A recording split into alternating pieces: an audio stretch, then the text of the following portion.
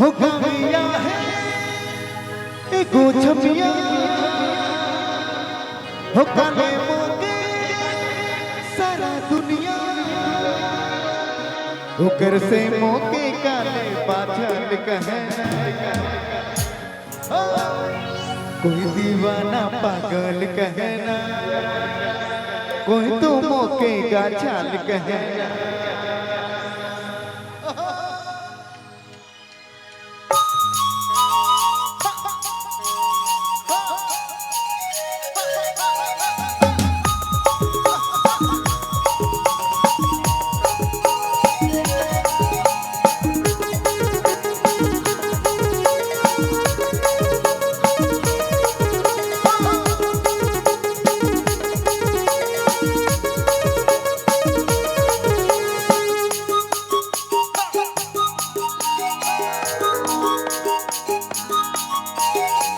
कोई दीवाना पागल कहना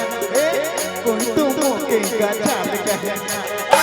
कोई दीवाना पागल कहना कोई तो मोके का छाल कहना बिना पियल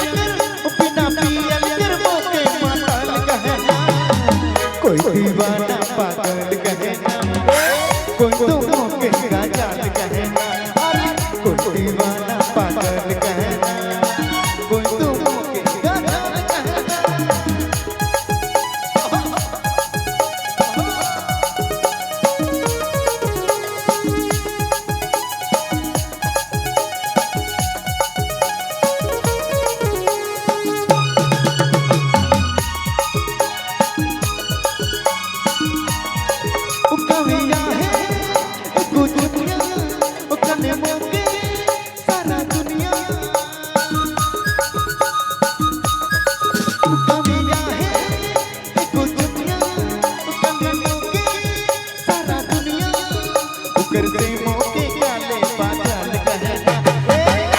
दीवाना पागल कहना कोई तो मोके का छाल कहना कोई दीवाना पागल कहना कोई तो मोके का छाल कहना